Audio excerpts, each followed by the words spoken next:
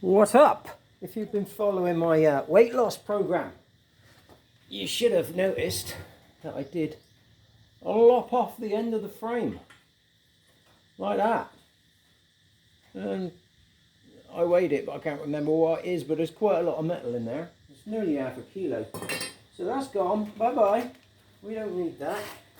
So I couldn't just leave the frame. Ow, I'm kneeling on sharp bits. I couldn't just leave the frame tubes open. I had to put a stiffener across the top, which you can obviously see that I've made. And of course, once you've removed that frame tube, this is your mounting lugs.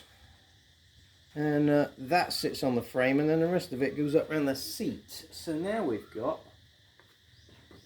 the rest of it going up around the seat.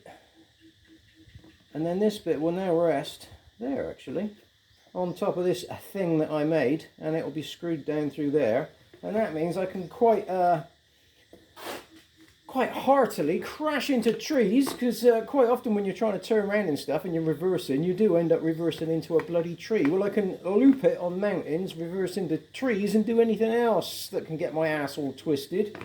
So my heart's content now, and it won't be busting off any bits of light or whatever. But of course, the other downside to this is I've got no rear mounting bolts like I used to have, here and here, to mount my seat strap on, so that I can drag the thing out of ditches. So we've just popped a couple of studs in there, which will now give me my pretty red arse hauling strap back, which is nice. So that's taking care of that. And then, of course, there is a mud flap that goes in there, which is also that long. We'll have had to lop that off.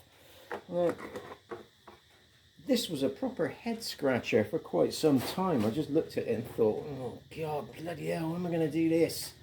And then I suddenly remembered, oh, you're going to do it the hard way, because that's the way you always do things. So, yeah, the hard way it is then. So that goes in there like that. That goes in there like that. That bolts back up in there like it used to. I've then melted up what I'd cut off, spread it out butterfly style-y. That's made me hungry, actually. I'm going to get the chicken on straight after this. And made this section here and welded it on, as you do, with a soldering iron, which is still plugged in at the moment, so I better turn that off so we don't set fire to anything and make my electric bill like nearly £7 this month. £7 a month on electric. So, can you see that? It's not pretty. But then again, only trainers spend a lot of time modifying their mud flaps. Trainers and me. But I'll do for what I want it to do. It may well break off after a very hard shock. But then after what I saw down in Phuket when I first came here, that's hardly surprising. Right. So. Oops. It's not actually bolted on yet. But there. That should stop most of the muck flicking up around my derriere and getting all inside here.